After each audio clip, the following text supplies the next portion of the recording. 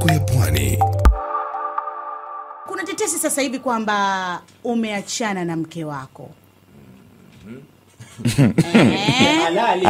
Mke halali.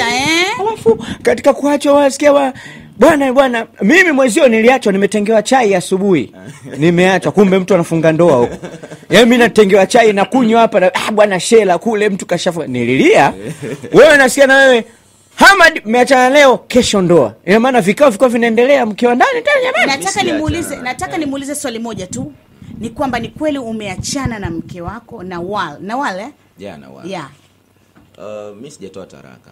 Bado hujatoa talaka. Hadi sasa hivi sijapeleka talaka kusema mimi wewe sikutaki endelea na maisha yako. Japo kuna msuguano wa hapa na pale ambao naamini au kuwa unatokana na mimi na yeye.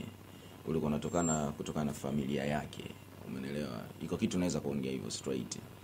Umeelewa? Kwa hiyo haikuwa kusema mimi eti simtaki Nawali. Au haikuwa kwa Nawali anitaki mimi. Okay. Ila Nawali yani familia yake kwake yeye. Umeelewa? Okay. Unajua sijui niongee nini? Yaani sijui niongee vipi hadi unielewe. Yaani kikubwa ni familia yake. Kwa hiyo baina yako wewe na mkeo. Maana mimi nasema ni mkeo kwa sababu unasema hujatoa talaka. Bado ni mkeo unajua. Akashaolewa sasa. No. Kwa dini ya Kiislamu bado mke wako kwa sababu bado hujampa talaka. Sasa hivi siwezi kuhesabia kama ni mke wangu. Okay. Umeelewa? Siwezi kuhesabia kama yeye ni mke. Labda nataka niulize kidogo. Yaani sawa familia. Wewe na yeye ni mtu na mke. Sifikiri kwamba paka mmefikia hatua ya kuoana, kufunga ndoa ni hatua kubwa sana. Yeah, sure. Yaani kwamba hamkukubaliana labda na mkakaa wewe na mke wako kwa sababu mnapendana kwamba yeye familia iweze kuingilia hapo. Okay. Unajua sisi tunatoka kwenye familia za aina tofauti. Sawa. Kila mtu katoka kwenye misingi ambayo amelelewa. Unajua. Kwa hiyo yani you never know kipi kimewahamasisha wao kama wazazi au kama walezi wa Nawal. Umeelewa? Kukubali Nawali aolewe tena wakati sijatoa talaka. Okay. Yaani tunataka hapo sasa hapo kidogo tunataka kujua. Kidogo nataka niingize kitu hapo. Unajua ngoja niseme kitu kimoja, lakini niseme kitu wewe mwenyewe na mkeo mlikuwa mnapendana. Mimi mke wangu namsikani zaidi kwa nini nisipende? Sasa kitu ambacho mimi kipo hapo ninachopata changamoto kidogo Dida pamoja na Idris. Tukimsikiliza anasema kwamba binafsi yeye mkewe hakuwa na tofauti. Ya aina yoyote. Tofauti uje mimi na Nawali tumewana hata mwaka hatuna. Bado mwaka hujafika ndio maana bado bichi kama yangu. Kama tuliweza kuishi muda mrefu kwenye uchumba, hatuwezi kushindwa kuishi muda mrefu kwenye ndoa. Kwenye uchumba mmekaa muda gani? Tumekaa zaidi ya mwaka. Okay. Umeelewa? Na kwenye ndoa mmedumu kwa muda gani? Miezi 5 sijui 6. Miezi 5. Kwa hiyo inapokuja amejitahidi kukaa miezi 5. Miezi 5. Amejitahidi kusema kweli. Yaani wewe una style uondoke na cheti chako kabisa. Pata cheti chako baki nyumbani. Okay. Haya, yani ikawaje sasa? Maana nataka kujua hapo ni mpaka imefikia hatua. Uje mapenzi ni uvumilivu. Ndio. Kabisa. Kwa sana kupo. Maana mimi msanii mkubwa anajulikana. Umeelewa?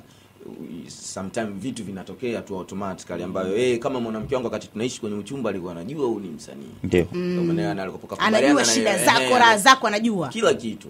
Anajua sarakasi zako zile. Kwa hiyo you never know Mungu kapanga nini hadi wale nyumbani kwao wamekubali mwanaume mwingine aende kumuoa.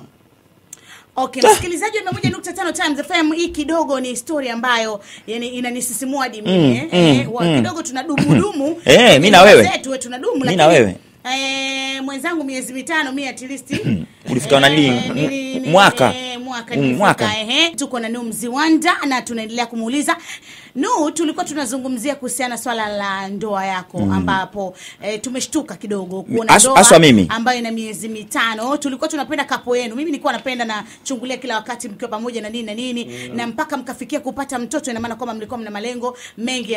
Unajua Dida nini? Wewe unanipenda mimi, wewe unatupenda mimi na Idris, lakini hujai kutupiga tattoo. Unajua akapigwa tattoo jina lake kabisa Mziwanda. Hivi mimi na akili zangu niwapige nyeta tu. Si nakwambia wewe upendo wako kinafiki, lakini Nuhu ana upendo ule lil original OG. Sasa hivi nyie basi mtampige Nuhu. Dida, wewe tunapige tatu. Usiseme mbele za sisi tupo wazi, tunaelewa. Unajua sipopigwa mahali gani? Basi tulieni. Wewe tukubali. Sisi hatukuangushi. Tulieni, mniangushe vipi basi Hivi mimi na akili zangu kabisa ni mwanaume una tabodi. Asante Dida. Dida niseme kitu kimoja. Niendelee kwanza na Nuhu eti Nataka kujua zaidi ni kwamba unajua vinanigusa kwa sababu ni mtoto wa kike, unajua wengi wanatamani kuingia kwenye ndoa ingawa najua lakini yani mpaka Nawal kaamua kusema kwamba mimi na wewe basi, yani basi kabisa, mpaka kaamua kwenda kuolewa na mwanaume mwingine, tena ni kwa muda mfupi sana. Ina maana alikuwa na mahusiano au ndio mwanaume ambao wazazi wake walimtaka? Nawal hajai kuniambia mimi na wewe basi. Okay. Yani mimi na Nawal hajai kusema mimi na wewe basi tuachane. Hapana, ila ninachokumbuka simu yake ya mwisho siku moja kabla ya kusikia ili swala alinipigia simu akaniambia nataka taraka. Hapo wakati tayari nyinyi yani kila mmoja yuko kwake. Yeye yupo kwao sababu alikuwa anatafuta sana sababu za yeye kutoka. Za kuondoka pale nyumbani. Za kuondoka. Kwa hiyo inaweza nikafanya kosa dogo tu. Likawa kubwa kwake hadi nataka kuondoka mimi, yani hata usiku.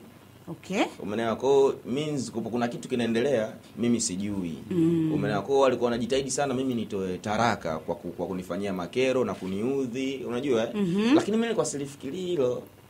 Uko unajua vitu vya kawaida tu. Nilikuwa najua hata tunazinguana ataenda atarudi. Kumbe sasa kule kuna mission inaendelea ambayo mimi sijui. Watu wanakaa vikao. Umenielewa na means jamaa design labda kama sijui labda sababu labda sijui ana uwezo. Umenielewa? Jamaa ana kisu. Mtamu, kwa hiyo mtamu kidogo jamaa. Kwa Story nilizosikia. Ni kwamba mpunga anao. Umeelewa? Mpunga anao zile anaweza kachezesha pale nini si unajua? Akazungusha. Alafu kwa baba makapu hao. Alafu unajua kwa kina Nawali ni yani mimi nimeteki hizi sababu sio mahusiano yangu ya mwanzo wala hata kwa ya mwisho. Kwa ni vitu ambavyo vipo kwenye mapenzi vinatokea. Huyo anavyosema kuzungusha nyumbani, nakumbuka kina Nawali Mandazi Road pale. Hatari. Ndoo za maji koldo. Sasa bwana Nawali anacholalamika kikubwa anasema kwanza wewe zamani wakati mnaingia kufunga ndoa ulibadili dini kutoka kwenye Ukristo ukaingia kwenye Uislamu. Lakini akaja kushangaa tu from nowhere umeibuka kanisani. Na anasema kisheria kwamba wewe ukishabadilisha dini tayari ndoa umeivunja mwenyewe na wewe ulikimbilia kanisani ili kuivunja ndoa, ndo sababu zake. Anasema yeye hakukuacha Okay. Labda niongee kitu. Unajua hadi mimi nabadili dini. Tuachane na vitu vingine vyote sababu ni vitu ambavyo tayari vishatokea. Yes. Ni love. Tulikaa mimi na yeye tukaongea. Bwana Nawali kwao wakawa wanahitaji mimi niende kujitambulisha. Umeelewa? Mambo yakawa makubwa kwao. Mimi wananichukulia mimi msanii, wananichukulia kama nitamchezea mtoto wao. Yes. Kwa njia rahisi ya mimi na Nawali kuishi pamoja kwa kuwa tulikuwa tunapendana. Ilikopo ni mimi na yeye kuoana. Na sio kuchezeana. Kwa mimi kama yani ukiachana mapenzi tukakaa kama marafiki mtu na mpenzi wake. Okay. Kwa tunafanyaje? Na nikamwambia basi wewe badili dini wewe Mkristo. Akaniambia mimi haitowezekana kabisa. Kipengele iko. Kwetu ni ngumu. Umeelewa? Kwa ikaja kwangu mimi nikajitoa mwanga. Umeelewa? Nikasema cool sababu tayari ana ujauzito wangu. Hapo alikuwa tayari ana ujauzito. Mwanamke wangu wa kwanza kanibebea ujauzito. Nimetembea na wanawake wengi ambao nibebea ujauzito nikaona sio issue. Umeelewa? Alikuwa unatamani labda upate mtoto kwa tulifanya vile mimi na yeye kwa malengo yetu mradi tuje kuishi pamoja tuwe na furaha. Kabisa. Umeelewa? Kwa basi ikawa hivyo. Sasa end of the day mwishoni sasa sijui kule familia yao imeingiwa na nini. Tangu mtoto alipozaliwa tu. Umeelewa mambo yakaanza kubadilika. Sasa mimi mwanzo nilikuwa sijui kwa nini mambo yanabadilika nikawa nachukulia kawaida. Kumbe kuna vitu vinaendelea vya siri ambavyo kule familia yake namwambia au kwa njoo huku unajua zile kwenye mpunga. Sasa Nawali mwanzoni mwenyewe akawa anaingiwa na ubaridi. Njoo Kitonga huku Kitonga. Chizi ananikubali huyu. Unajua kwa nini nimfanyie hivi? Na mwenyewe anakupenda kutoka moyo. Kwa kuwa wale ni ndugu zake anakaa nao basi mwishoni ndio zikawa sababu haziishi. Sababu mimi kitendo cha kubadili dini tu kwanza hapo ujue mimi sio kama nitakuwa niko fresh na familia yangu. Sababu mimi mamangu ni mzee wa kanisa kabisa kanisani. Okay. Na alilipokeaje baada ya kusikia mwanae umebadili dini? Na walikuja kwenye harusi? Ilikuwa situation ngumu, ndio maana nakwambia ilikuwa situation ngumu ambayo siwezi hata kuizungumziwa. Kwa hiyo mimi nilikuwa niko razi huku kuwe ovyo mradi nikae na nani? Na kwa sababu ndo furaha yako. Basi. Umeelewa? Kwa hiyo imeenda Nawal mwishoni sasa ndio ule ubaridi wa ule ndugu zake umemuingia. Ndio sababu zikawaziisha. Sasa end of the day mimi niko na mbona naona kama Nawali simuelewi, nikiangalia mimi naona mbona mambo yangu kama yani ninataka kuwa na stress, nitashindwa kufanya muziki kwa ajili ya mashabiki zangu. Nikajiuliza wapi nimekosea. Umeelewa? Nikafikiria nikasema kumbe nilibadili dini. Alafu nilibadili dini, mwanamke mwenyewe sasa hivi haeleweki. Unanielewa? Nilibadili dini, nikae naye, niishi naye, tuna furaha tuweze kufanya maisha yetu. Lakini mambo yakaja yakachange kabisa. Kwa hiyo mimi nikaona basi sio issue kama una Nawali, hadi ananipigia simu ananiambia nataka talaka. Nikaona hapa tena sina una chako tena. Sina changu. Nikasema mama yangu nimemuudhi. Umeelewa? Familia yangu nimeiudhi. Acha nifanye kile kitu ambacho kitanifanya niishi kwa amani. Okay. Umeelewa? Hata kama huku nikiluzi, nijue mama yangu yupo. Ndio kaenda kanisani sasa. Sasa nitafanyaje? Kaenda na alijiunga na siku hiyo alijiunga na kwaya. Siku hiyo mchungaji akajiunga na kwaya. Unakaa pale unaanza kuimba kwaya. Hebu ulichojifunza beti 2 za kanisa kidogo. Makeni. Beti 2 za kanisani. Umeelewa? Kwa hiyo mategemeo yangu hayakuwa hivi. Umeelewa? Ila ni mipango ya Mungu. Okay. You never know Mungu kapanga nini. Uliweza kumfuata mama labda na kumuomba msamaha. Inawezekana ikawa kwamba naye alikuwa na kinyongo fulani hivi. Ndio mama yeye alinichukua mimi, akanipeleka kanisani, akaniambia mwanangu umekosea. Kukosea kupo, mtoto wangu bado unaishi, bado hujaona vitu vingi, kuna vingi zaidi vinakuja. Kwa kama umekosea ili nahisi kwa utakuwa umejifunza pia. Okay. Umeelewa? Kwa mama ni mama, unajua, akanichukua akanipeleka kanisani. Umeelewa? Nikaungama pale, kila kitu kikaenda sawa. Hata mwenyewe moyo wangu sasa nikawa naona huko na amani. Unajua mtu kurudi kwenye imani yako, moyo wako unakuwa na relax. Umeelewa? Nikawa najiona sasa hivi mtu acha niendelee kufanya kazi. Nawali anapiga simu anataka talaka, nikamwambia mama haina haja nini talaka, we just move on, endelea kufanya mitikasi yako. Sababu kama vitu kama wewe nyumbani kwenu ulikuwa unajua hiyo ndoa, kipindi umerudi kwenu angekurudisha kwa mume wako. Kwa wewe ulishaolewa hapa, sio kwako. Ndio sheria inavyokuwa. Mimi hata namuoa Nawali, bibi yake aliniambia hata afiwe na mama yake, kama wewe utaki aje msibani hawezi kuja. Lakini Nawali aliondoka, mimi kwangu alikaa mwezi kwao. Hamna hata mtu alonipigia mwanamke wako mbona yuko nyumbani? Umeelewa? Kuna wale wanasema mimi siwezi kupokea bila idhini ya mwenzako. Kwa vitu kama hivyo. Kwa kuna vitu tu vilibadilika. Siku ya kwanza naenda kwao mimi nilikuwa nanunuliwa soda. Lakini unaenda mwishoni na kila mtu una mitikasi yake. Unapigwa maji. Mwanangu tu mimi namwangalia. Ukapitia huko. Unapigwa maji ya mtungi tu. Unapigwa maji. Mimi namwangalia mwanangu tu alafu najikataa. Yaani ndio mtu ana tena time na wewe means pale kuna vitu vinaendelea. Yeah, hizo vitu alianza kuonesha hizo weakness, alianza kuzionyesha mapema. Mradi nijue mimi pale sina una chako ila mimi nilikopo sijui, but Mungu ndo kaamua kuonesha kwa Nawali sasa hivi ameolewa tayari, ana mwanaume mwingine na mimi mwenyewe naendelea na maisha. Ndio ile usiombe uingie nyumba ambayo watu hawakupendi. Utashangaa tu kuna kauli zile umekaa sebuleni utaweza kusikia humu ndani haijawahi kupoteaga hela hata siku moja. Basi ujue hapo wewe ndio umeingia siku ya kwanza, hiyo utakuwa na matatizo. Katika yote ambayo ameendelea, lakini mimi mipango kama endelea muda mrefu, kwa sababu umeachana naye. Kwa mfano Tesesa chana juice, muda gani umechukuliwa? Yani kuna distance gani ambayo mpaka yeye kuolewa? Kwa sababu kwenye ndoa mpaka muda gani na muda gani kaolewa? Mpaka maua kaweka kichwani, shela kajipanga saa ngapi? Yani uko ndani vikao vinaendelea. Tunasikia huyo jamaa naye ni Mkristo. Mimi sitaki kujua kama ni Mkristo au Muislamu, umeelewa? Ila ninachojua mimi Nawali ameolewa. Jamaa unamjua? Hapana, simjui na sijai kumuona. Na wala hujai labda ukahisi kwamba kuna mahusiano mke wako na mtu mwingine nje? Sijawahi kuhisi. Kwa ni jamaa labda ambaye walikuwa wanaenda kuonana nyumbani kwao kimya. Huyo nyumbani huyo. Mungu alikuwa anakuja wapi? Na wale walikuwa wanapata confidence sababu wapo watu wanaomkinga kwao, umeelewa? Kwa hiyo ilikuwa vitu kama hivyo.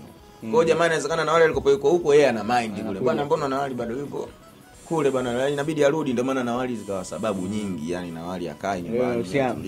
Mama tu anaita mwezio kaje huko.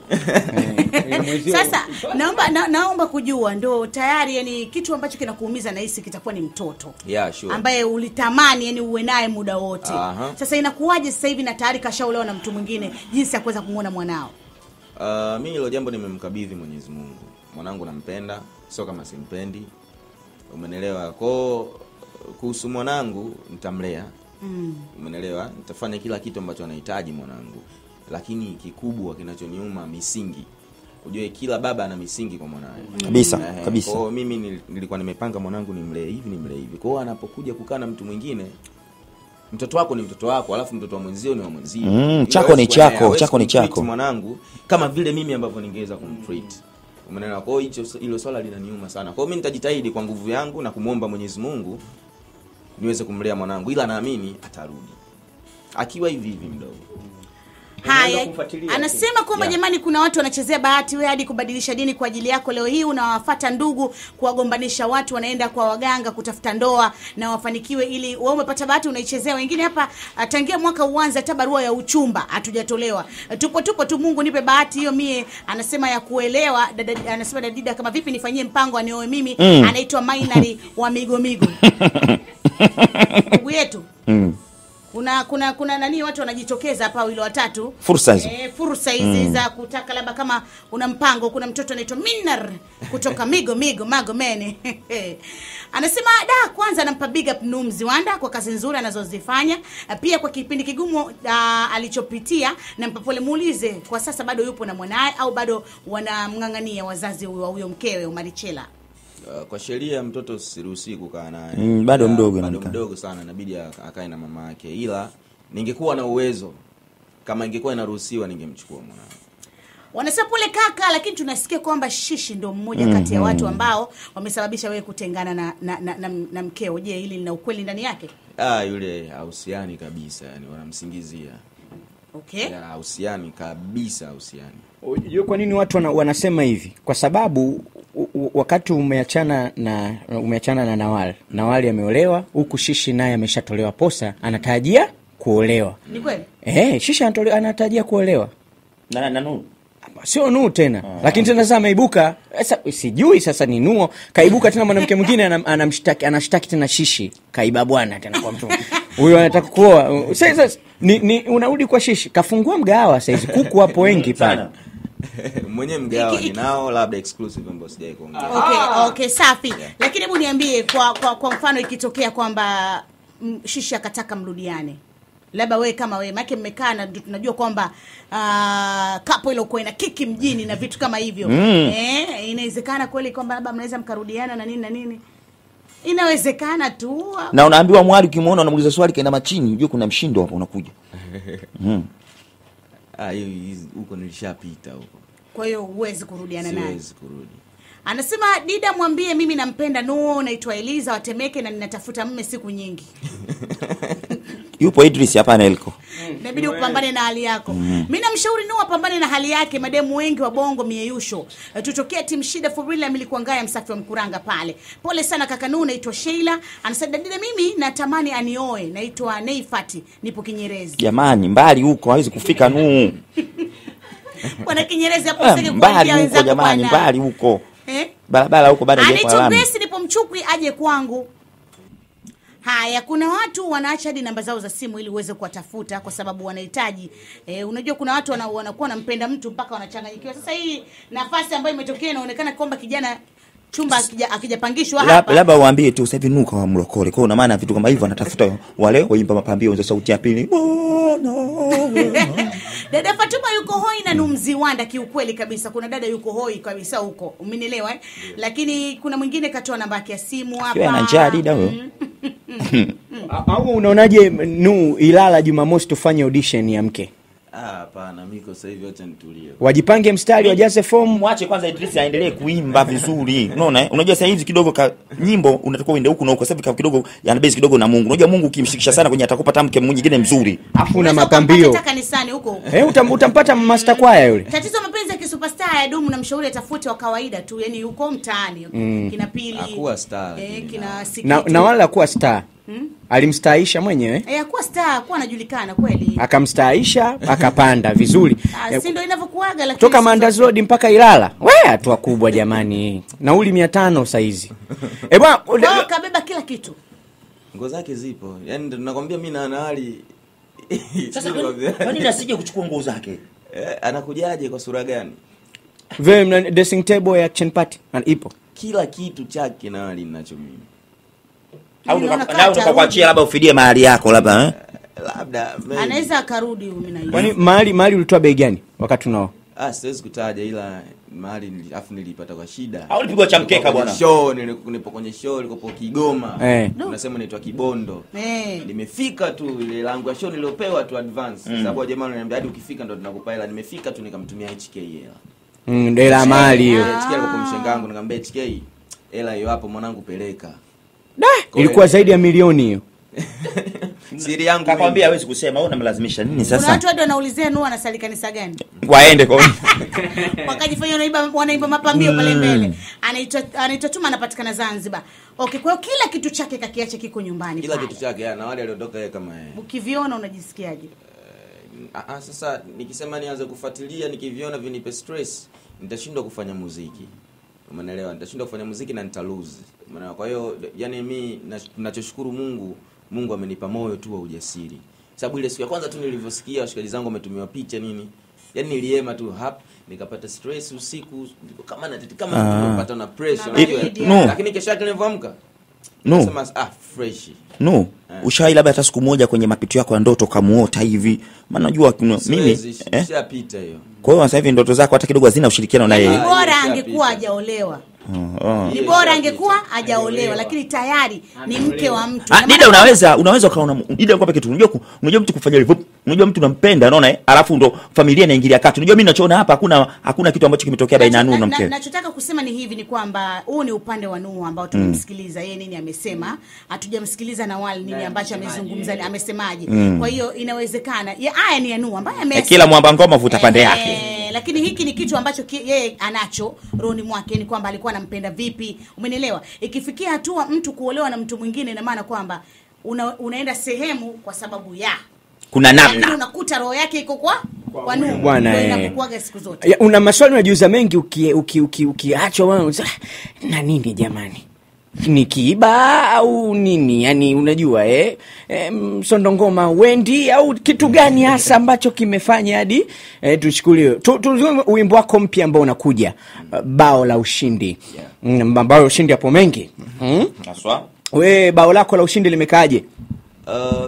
Ni wimbo kwanza wa tofauti naweza nikauzungumzia, ambao mashabiki wangu hawajamtegemea Nuhu wa design hiyo. Kutokana pia na muziki kubadilika. Kwa hiyo sitaki kuujaji sana nikaanza kuzungumzia, nitausifia tu. Kwa hiyo end of the day hata tu mashabiki waje kusikia watajua kama kitu hiki kinatufaa kitufai, lakini naamini ni kazi nzuri. Na lini labda tukae mkao kula tukuisubiria hiyo nyimbo Bao Ushindi? 16 naachia. Unachia ngoma ya mwezi huu hapa ya kesho kutwa. Okay. Tukiachana na masuala ya ndoa na kila kitu, unawaambiaje mashabiki zako kwa sasa, kwa sababu tayari wengine labda wanachukulia hivi toka umeachana na mkeo labda utashuka kimuziki labda yani zikitakupa nani yani itakupa stress kupata degedege. Unawaambiaje mashabiki zako kwa ujumla? Mashabiki zangu wananipenda, nimegundua.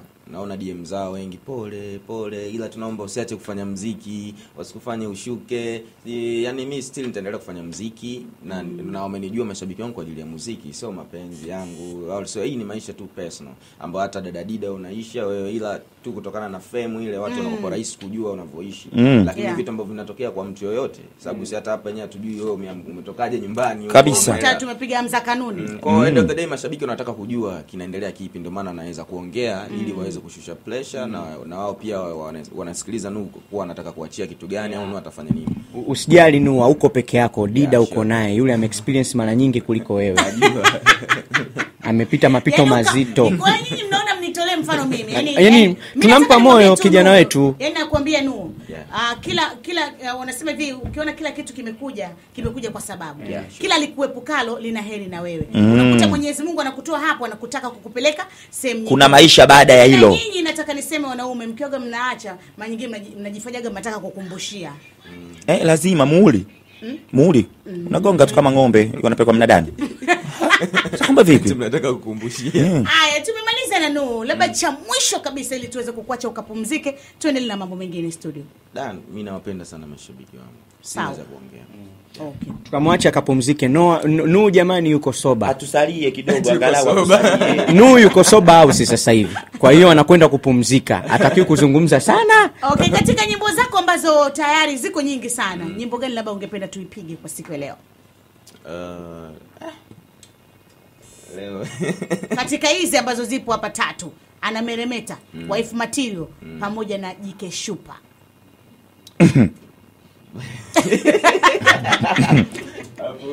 Mchumali huo. Amna Msondo Ngoma, pigeni Msondo Ngoma.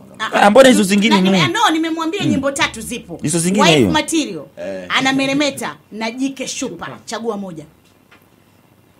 Jike Shupa. Mitikisiko ya Pwani.